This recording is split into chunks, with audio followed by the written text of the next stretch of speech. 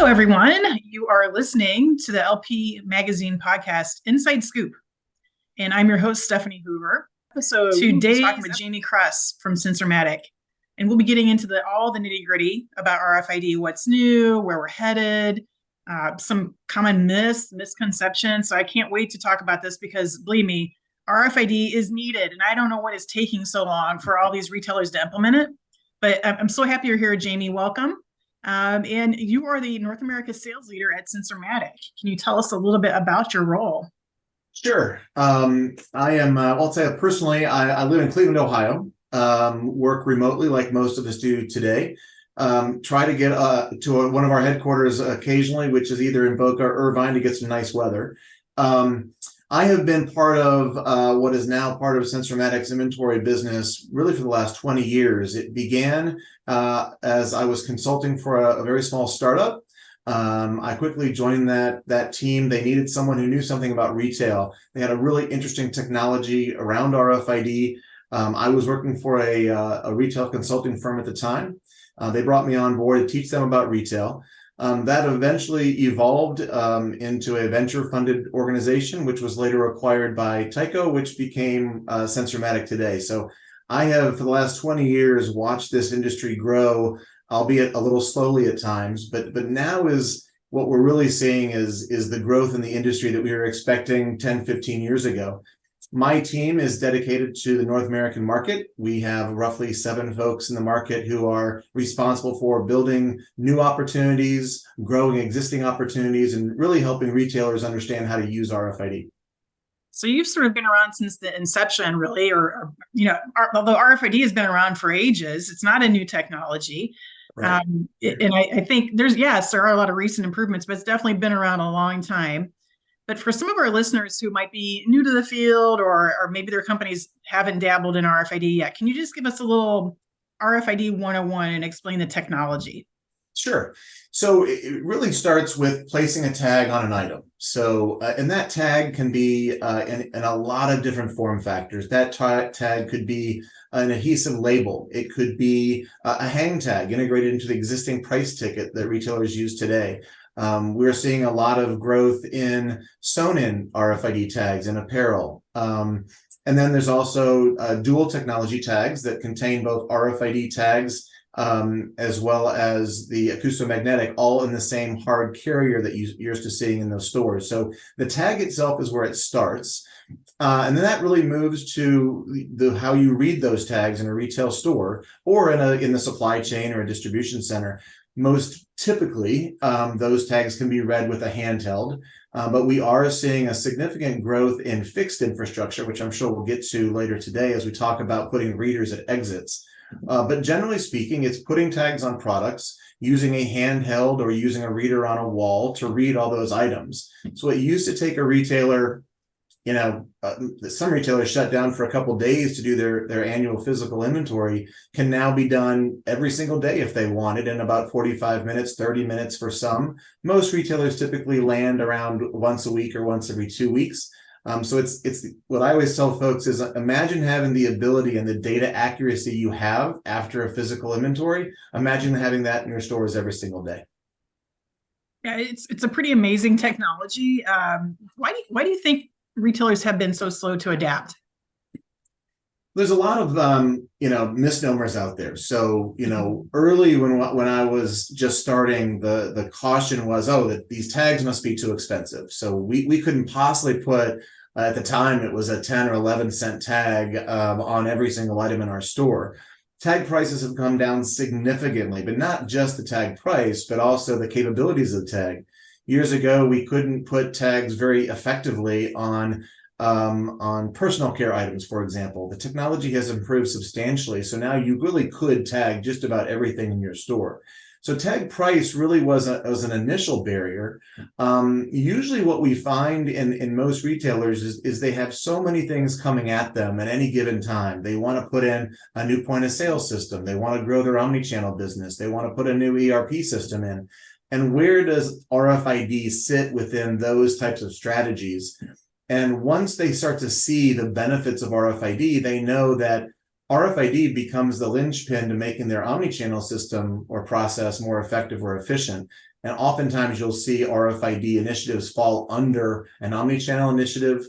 Maybe a retailer is going to roll out a new point of sale system, so they want to include RFID. So there's lots of different reasons, but I think just the retailers are faced today with so many different strategies and so many different things they're trying to solve that they don't know where RFID fits in that mix. So, we hear in the news a lot that retailers are exaggerating their losses, or that they're crying wolf, so to speak, and even that shrink is stable over the last 2 years, and that this is from the media that's out there. I think now more than ever there is a huge need for better inventory visibility. From your perspective, why do you think that is important with business today? Yeah, I mean, why it's important. I mean, first, let me comment on the rumors out there that shrink is solid and not increasing. I from what I see, the retailers I'm speaking to, that couldn't be further from the truth. It is the number one issue that we see nowadays. It used to be that when we deployed RFID in a retailer, the first thing we went after was inventory accuracy using handhelds in the stores. And then, within a year or two into a retailer's journey, the loss prevention team got invited to the table and could look at how can they leverage RFID for the loss prevention business within a retailer. Now we're seeing a switch. We are being contacted every day by loss prevention teams within retailers saying, how could I leverage this technology? I'm hearing great things from Macy's and others out there who are leveraging RFID. How can we start an RFID program and then bring along the inventory piece after that? So I really think there's a switch that I'm seeing where shrink and the benefits that RFID can provide are leading the use cases as opposed to trailing the use cases. So I think, when we look at the business benefits across the board that most retailers are looking at, now, as I just mentioned, shrink is the number one thing we're trying to improve upon. But we're not just looking to try to improve it with, reducing shrink. We really want to take a look at how can we use the data coming out of RFID to do lots of different things, improve labor scheduling, determine what should be leaving, all those different use cases around shrink. But then we get into inventory accuracy. How can we make sure that we have the right product on the sales floor for the customers that are coming in?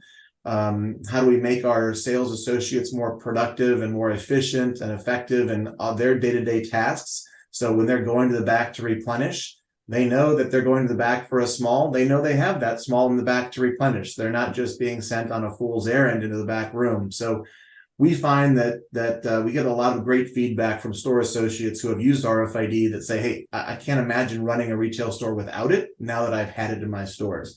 So I think the business benefits really do run the gamut, what retailers are looking for. But almost always it's how do I improve shrink? How do I improve the visibility to my inventory? And then how do I make my stores more efficient and effective? Back in the day when I was working in retail and loss prevention myself, I think, some of the frustrations were, you'd walk in the back room and the item wasn't there, right? Mm-hmm. Or you're supposed to have 10 of something, and where is it? Is it out on the floor? Is it been stolen? Is it hidden somewhere in an incorrect slot in the back room? Have you seen effects like on a turn, merchandise turn? Is it improved? E-com fulfillment, buy online, pick up in store. I mean, there's probably a million different use cases, right? Yeah. There's so many examples. As you're asking me the question, I'm thinking through all the different ways I want to answer it. So, if you just look at the experience in the store. So in historical days, the retailer, if their inventory was inaccurate, and they're showing in their legacy systems that they have plenty of inventory in the store, they're not going to replenish that store. They're not going to send a new white t-shirt if they think they have 5 sitting in the store. And what has happened for years in retail is the stores are banging on their desks saying, we don't have it, please send us more. And corporate office is saying, yes, you do. We can see it right here on our books that you have that inventory. So clearing that up and releasing that frozen inventory, as it's called, to the stores makes the stores much more efficient and effective. When omni-channel came about and everyone started looking to leveraging the stores for shipping merchandise, what we found is that the retailers rushed to an omni-channel strategy, but they didn't have the inventory accuracy to back it up. So orders would go to a store where they think they have the items that are in that order. You would send a sales associate or a backroom associate around the store looking for that item. So now you've you've used time of that sales associate, and we have limited staff in the stores. So you've taken that one or two people in the store and you have them running all over looking for that order. In the best case, they find one of multiple items and they ship that and they move the rest of the order to the next store. So now you have split shipments. So when you improve the inventory accuracy in the store, you're not just helping the store associates, you're not just helping the folks who are walking in off the street to buy something, you're helping the person who was at home place the order and would love to have one single shipment arrive as soon as possible with all the items that they ordered. All those things stem from inventory accuracy. Yeah, absolutely. I think the folks that work on the front line, just making their lives easier is paramount right now. We have labor shortages, we have all this, these craziness that they have to deal with on a daily basis. If we could just make one thing easier for them, inventory tracking would be great, right?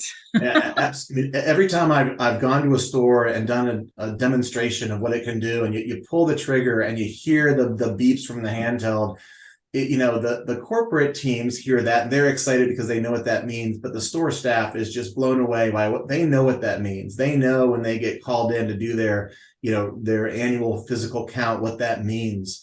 And for them to be able to do that and know that when they do that morning, that they know what they have in the store, they love to be able to service their customers better. Yeah, I mean, guess what? I bet you it would cut down on internal theft too, right? If I'm maybe an associate who's thinking about maybe taking advantage, if I know that store is being counted on a regular basis, I might be less likely to take advantage there. We absolutely see that. I mean, with any new technology you put in to combat things like internal theft, you're going to see, a reduction in internal theft, and then eventually they're going to see where they might be able to move around those. But we have many different examples of how RFID can be used to catch internal theft, whether that's just a reduction because they don't know what that technology can do. But we've also seen use cases of tracking merchandise out of employee exits, either in stores or employee exits in a distribution center, for example. We've been doing that for several years with several different customers. And you really are amazed by how much merchandise is actually leaving out of those employee exits. Absolutely. You bring up a good point with DCs. I'm just wondering, even further up the supply chain from the manufacturer, do you guys get involved with that too? We do. We have software and solutions all the way back to the factory. And that's been a huge growth area for us in the last 12 months. We really had focused in the store predominantly. And with the advent in the last 12 to 18 months of a lot of different retailers putting mandates out there for their product categories to be tagged, we're talking to a lot of those vendors, those folks who tag merchandise for retailers. And we're saying, as long as you're tagging this merchandise for your end customer, the retailer, you could deploy RFID in your distribution centers to make your own distribution centers more efficient and effective. We can make sure that when the source tagged items come into your distribution center, that we can do some audits to make sure that that's being tagged properly. So we're seeing a significant growth in manufacturers using RFID and understanding as well the loss prevention issues they might have that they weren't aware of previously. Awesome. It's good to hear that people are taking advantage of the technology. So I want to dig into a little bit about what actually happens at the door when someone is walking out with their item. Traditionally we think about, EAS, electronic article surveillance, right? And the gates beep, kind of let's put it nicely, a stupid technology. It doesn't beep, it just beeps, right? Lets us know that there's something that hasn't been deactivated. Does RFID do something a little different than that, I hope? Sure. I mean, the first question we get is, can you utilize RFID to alarm at the door? And the answer is yes, you can utilize that. The real value at the exit comes in what you can do with the data once you're capturing everything. And a lot of those items are going to be safe at exit. And a lot of those items, unfortunately, are not going to be safe at exit and shouldn't have left the store. So at its most basic, what you can do is capture what items have left so that you can replenish those the next day. I mean, if you lose something in February and your annual count is in November, there's some situations where those items that have been stolen aren't being replenished unless there's some, mid-year cycle count of some variety to catch those. So at its most basic, when you're capturing items at the exit, you're allowing yourselves, or the retailers are allowing themselves to be able to replenish those items. but you can begin to do lots of other things. We find that with an exit with an RFID read, tying that RFID read to video is really helpful for the investigators, for the retailers. We have found that getting those reads and looking at that data, we've been able to reduce the time for to close a case with investigators, which used to take 6 months. We're now being able to close those, or they're able to close them as short as 2 to 3 weeks. Being able to tie that event to the video. But there's lots of different use cases. Once you see that exit event, there's returns, fraudulent returns. You see items come in, and we can look at those items and say, this item that's being returned, it was never sold. So the data that comes out of the information on that tag, either when it's leaving when it shouldn't, or when it's coming in when it shouldn't, has been really valuable to the retailers. Do you have real-time alerting? Real-time alerting is interesting because certainly alerting and being able to use that data is important. What you don't want to do is have them constantly reacting, and it's really the best use of the data is to post-event analysis. So if you want to have alarming, we can do alarming. You really want to dig into that data and see really what happened. The other thing you got to keep in mind is there's a couple different ways to look at that data. Some of the data is we're matching up a UPC that was rung up at the register with an EPC or electronic product code and RFID tag at the exit. That takes a little bit of analysis to make sure that you're lining those two things up correctly. If you're just matching an EPC read, an RFID read at POS to an EPC read at exit, things are much more easy, and you could probably be more apt to do real-time alerting with that scenario. Right. The reason why I asked is I think, retailers they want that instant gratification, right? And so sometimes that's not always the best way to go. And I like your point of, let's take some time, let's look at this, let's investigate, because we get distracted very easily by the shiny penny, I think. And when sometimes you need to slow down and really dig into the information that's there.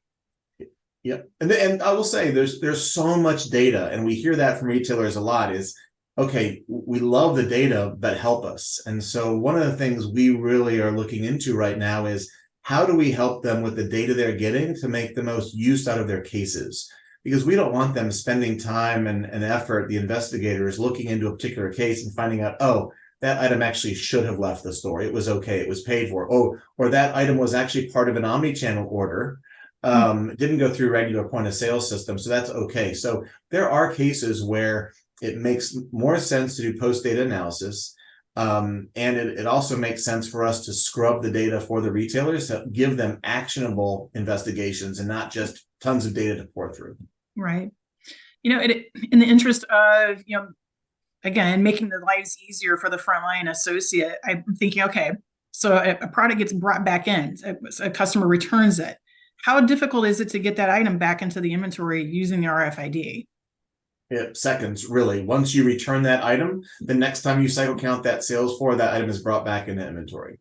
And a lot of retailers are utilizing what we call, most of the vendors in the marketplace call a track and trace capability. So we can see the life of that tag from the time really it was born at the factory. You can track that item and everywhere it's read through the distribution system when it was received. Maybe there was a store-to-store transfer that you could see going on with that item, all the way to it was sold and it was returned. So that track and trace ability to be able to look at an item and know where it was in its lifetime can be really helpful. Awesome. So let's talk a little bit. I'm super curious about this thing that you did at Auburn University. And I know Auburn is, and I have to reach out to them. If you have a contact there, I want to get them because we're digging more and more into RFID, and I'm excited that the college is actually doing something with us. Can you talk to us about this workshop that you did there? Sure. And I'll tell you, Auburn and the RFID lab there, and Justin Patton, who runs that lab, they have been just a fantastic partner of ours for years. We have been on their board really since inception, and it's just proven, really helpful for us and for our customers. They've grown, I should point out, really substantially over the years. They really focused initially on store-based use cases and retail, and they've now moved into aerospace, food and beverage, all these other industries that are kind of exploding around RFID. And it's a great place to take customers to see not only what's possible, but where they might want to go in the future. They have they have robots, they have drones, lots of different things you can see for the future use cases. but they also can help retailers understand how to get started, which I think is half the battle. So what we did is we contacted, I want to say we had roughly 40 different customers come down to Auburn. And I will say that, we did this a couple of years ago, and we had a small group of retailers come to our offices in Boca Raton, Florida. Great session, sat down in a conference room and talked for a day and a half about what can you do with the data out of RFID at the exit. We reached back out to those customers as well as some other customers that we're speaking to or prospects. And we, within a matter of weeks, had 35, 40 retailers say, yeah, I want to come to Auburn. I want to hear from different programs that have already started. I want to talk about different industries that are now getting into RFID that weren't previously in RFID. And we spent a day and a half. We heard from Auburn. They spoke about how do you get started? What is a playbook for how you get tags on products? How do you support that? We talked about the things. We had a few folks who had been at DC the couple weeks prior on the Hill talking about legislation around RFID and around increased shrink and the dangers that are happening in retail. So we spoke a little bit about that. And really, it's a sharing of knowledge between LP professionals. We also had IT folks who are in the room as well. A sharing of knowledge of where everybody is in their RFID journey, what can they learn from each other. And we really found as we left the meeting, we had a survey, asked folks, they really want to keep that group together so they can continue to learn from each other, because everyone uses RFID a little differently.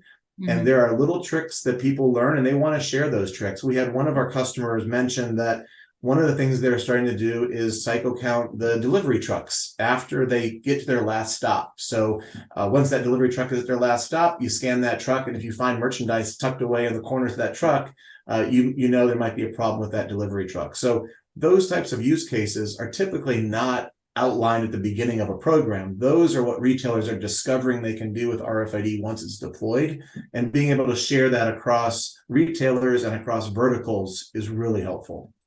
So this program at Auburn, where college is it housed within? Is it like in a business college? Is it a analytics? How did this even come about? Yeah, so I believe it's part of the business school. We'll have to double check that with Justin. It actually began at the University of Arkansas in the early days back when they were just helping out Walmart. And so Dr. Bill Hardgrave, who was a professor at Arkansas at the time, started a lab. It really grew. He moved to Auburn, became the dean of the business school, I believe, if I have my history right, and moved on from there. So they moved the lab to Auburn and it grew from there. And we see there's vendors who are there. We take retailers there. Retailers can contact Auburn directly and go there on their own. It's just a great resource for anybody, whether you're a retailer or you're a vendor to a manufacturer to retailers, can go there, learn about the technology. And that's where I think I mentioned earlier about how we are hearing from manufacturers who are tagging for retailers.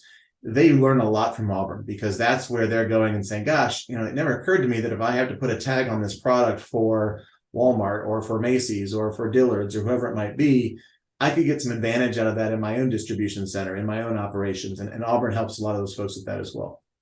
That's really cool. I see a field trip in my future. Absolutely. Yeah, we'd love to take you down. We'll join you down there. All right. Awesome. I'm not an SEC fan, sorry, but I would go to Auburn and check that out. We don't have to tell them that. We'll keep that quiet. We'll keep that quiet. You mentioned IT as you were just speaking there, and I'm kind of curious. So, for many years, again, my experience in the field was that IT was always a real stopper, especially when any program that touched any sort of infrastructure within the retailer. It's like the golden goose, right? IT is sort of, unapproachable at times with these programs. Are you seeing a change or sea change there at all with their attitude towards these programs? Yeah, I have, for sure. One of the things that we tell a lot of retailers is when you start an RFID program, our goal in working with the retailer is to keep it as simple as possible, keep it very focused, have a narrowed amount of KPIs you're looking for benefits you're looking for, because what happens invariably is everybody in the organization raises their hand and say, wait a minute, I can use RFID for this and I can use it for this. And the best way to be successful in a pilot is to remain very, very focused and then begin to slowly open up the gates once you've adopted the technology and add use cases. IT has typically been a really strong partner. What we try to do early on is have as few integrations as necessary. So how do we run a pilot and keep it as much of a light touch to IT as possible? So let them see what's possible, let them understand where it's going. And typically, we have to slow them down as we get to the end of a pilot, because the IT team is seeing it and saying, gosh, if I could just get a data feed of your cycle count and push that into my ERP system, now I'm allocating directly from what you all are reading every morning. So, we have found that most, if not all, IT organizations are big proponents. They have a ton of stuff on their plates. As I mentioned earlier, they're looking at POS systems, and they're looking at omnichannel, they're looking at WMS systems. So, when they resist, it's only because they are balancing all the priorities. But RFID touches so many things and can make some of those other systems more powerful. It's like giving a little turbo boost to those other systems. And almost every IT organization, when they see that, they want to adopt it. Oh, absolutely. I'm sure they're fighting right over it. Right. Different applications. And I hear what you're saying, especially when you're in pilot mode or test mode. The more variables, right, that you put in there, it's harder to then compare against your control stores to say, okay, this really had the impact. So Right. what would you suggest to the retailer would be like 3, 4, 5 KPIs that they should focus on for a pilot? Well, those KPIs will be directly related to the problem they're trying to solve, right? So if you look at a traditional inventory pilot where you're looking at proving inventory accuracy, I suggest picking a couple of categories that are most important and the ones you're having the biggest problem with, and looking at how you improve overall inventory accuracy. And you could compare that to control stores to say, in my RFID pilot store, here's my baseline, here's how it improved, and you compare that to your control stores. And then a lot of retailers will look at sales floor out of stocks. So do audits and look at how can I make sure that I maintain the best possible assortment on the sales floor, and I'm not experiencing any sales floor out of stocks. There's nothing more frustrating for a customer or an employee when you have none of a certain size and color combination on the sales floor and that the product is sitting in the back room. In the early days of RFID, we did a lot of work. Everyone did a lot of work in the footwear industry because it's easy to tag up the samples that are on the sales floor and look at what's in the back room and say, gosh, I'm showing this tennis shoe in red and blue. It also comes in black, but it's not on display. And if it's not on display, typically the customer won't even know to ask for it. So ensuring that you have the right items on the sales floor is important. We look at when you start looking at an omni-channel program, you want to look at what is my cancel rate on canceling orders that are going to stores. How can I improve that cancellation rate? How can I improve on the number of bounces that an order goes through as it goes from store to store to store, trying to be fulfilled for an omni-channel order?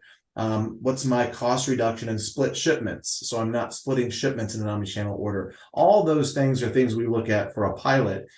But then if you do a pilot from a loss prevention perspective, your KPIs and the things you look at might be a little different. So you might want to identify what are my top 100 shrink SKUs, and what am I seeing at the exit that are going out the door?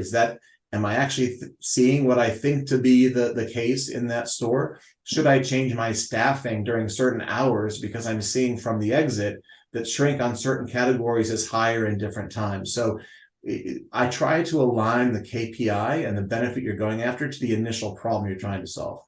Right. So just curious, I love real world examples, right? So from the point of, let's say a pilot is successful in a retailer, how long does it take to roll out an RFID program? That's a great question. So it really depends on the complexity of the program. So I mentioned at the beginning that it's a handheld and a tag. Some retailers put what we refer to as fixed infrastructure in a store. So that can be readers at the exit combined with video, like I mentioned. It could be hardware between the sales floor and the back room. We call those transition doors. So it's automatically tracking merchandise as it goes from back to front or front to back. There's some retailers who want hardware at the point of sale, so they get an RFID read at point of sale. And there's some who want readers at the exit. So it really varies pretty substantially how how complex those rollouts look like. Okay. But I would say the vast majority roll out with just simple handhelds, and that can be done pretty quickly. We've had retailers who have rolled out to 800 to 1,000 stores easily within a year. We don't find that it's typically the RFID vendor, or for us, that's the cog in the process. It's usually asking the retailer how fast you want to move. The other advent that's happened in the last 5 years, I guess, that's made those rollouts easier is back in the day when we first started doing inventory programs, we had to put up shielding between the sales floor and the back room to differentiate between those two spaces. That's no longer needed. We have what we call virtual shielding that really makes sure that through the software, you're isolating the sales floor merchandise from the backroom merchandise. So now that we have that virtual shielding, you don't have to go in and physically put up shielding in a store, and that makes the rollout substantially faster. So you're basically telling a system, okay, we're inputting this stack of items into the stock room. It's a virtual stock room. You're telling the system where it's going. I'm sorry, can you ask that one more time? So you're telling the system when we first bring it into the inventory, it belongs in the back room. So that's your virtual stock room. Well, we do it a couple different ways. When we receive merchandise, we automatically put that merchandise typically in the back room, though there are some stores in New York City and big stores where you're receiving on the sales floor. But most often you're receiving the back room, and you automatically place that in a back room zone. Okay. But when you're cycle counting with that handheld, you say, I'm cycle counting the sales floor now, and the system knows that the merchandise it's reading is in the sales floor versus when you're reading it in the back room. So we have algorithms built into the software that differentiates those items that are being read so that you can do the replenishment task. I probably glossed over that at the beginning. A replenishment task says, show me what's needed on the sales floor today that I'm under my minimum quantity on the sales floor, and I have it available in the back room. And the software will say, these are the 100 items that you need to bring from back to front so that you're perfectly stocked before you open the doors. And they're probably not wandering around aimlessly in the stock room like I used to do, looking for items, right? Yeah, you can be directed. They have a Geiger counter or a find product feature that can take you directly to that item. And you can even coordinate that in a smart way so that as you're looking at a replenishment list, it's how you're walking your back room as well. Some of these back rooms are quite large, and so doing it in an intelligent way and directing you to certain aisles makes a lot of sense. Absolutely. So put you on the spot here. Are there any customers that you can talk about specifically with success stories? Anything you can share with us? Yeah, I think, we've had a lot of customers who have spoken publicly. A lot of our customers are known in the market.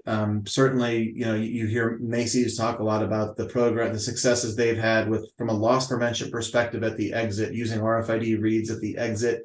I can speak a little bit about that. We've also had success with some of our customers like Victoria's Secret and Ralph Lauren and Tommy Hilfiger and some others.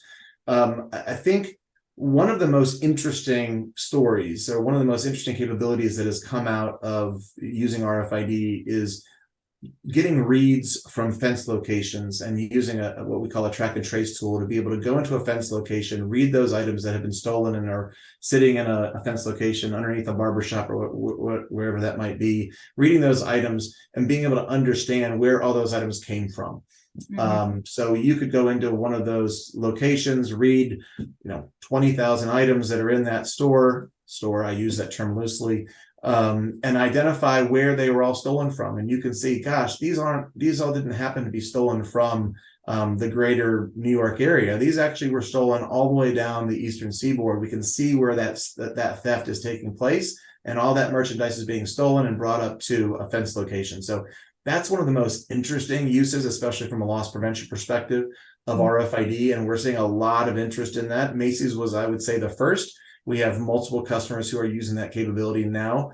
And after our event in Auburn, we had 2 or 3 of the retailers who attended that and said, yeah, that's something we really want to get a handle on. And I'll say one more thing on that.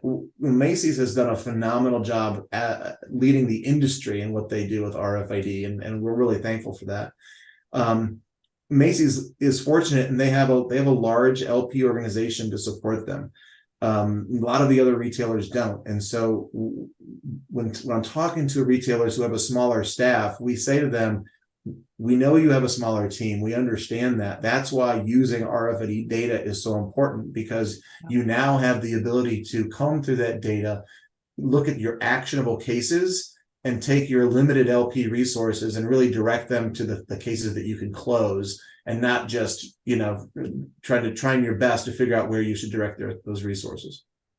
It's such an effective tool. We hear about, total retail loss a lot now. I think just as we become better and better business partners, in the loss prevention team, to me, RFID it's just a no-brainer. To be able to share that information with the rest of your, different departments in your company it's just invaluable, in my opinion. So I want to ask you just one final question here. I know you do a lot of different trade shows and things like that. Anything coming up where we could visit with you, stop by a booth, or get in contact? Yeah, we will be at NRF for sure. And we have been every year. I'm sure we can post the booth number. Of course, I don't have that in front of me at the moment. I happen to have it. It's 4865. Thank you, 4865. Yeah. Thank you for that. So we will be at NRF. Anyone can certainly reach out to me. We'll have demonstrations. We have a couple of our customers who have allowed us to take some customers into the store environment for some tours.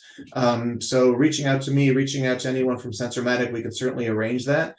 We will have demonstrations of a lot of our solutions there, ranging from our traffic solutions to our RFID solutions, some computer vision. We'll also have a new loss prevention focused tool called Shrink Analyzer that will be there at the booth as well, which we can talk to and have some industry experts walk them through the benefits of that. So NRF is the best place to come see all that and hear from our experts. Awesome. I'll look forward to it. I'm going to be there, so I'll stop by and see you. Fantastic. And then we'll plan our trip down to Auburn. Yes, please. Let's do that. Let's do that. Well, this has been a great conversation. Thank you so much, Jamie, for teaching us all about RFID and where it's at today. I've learned a lot, and I really appreciate your time. Hope you have a great rest of your week, and appreciate you joining us today. Thank you so much for allowing me to be here and talk a little bit about RFID. So I appreciate you giving me the time today.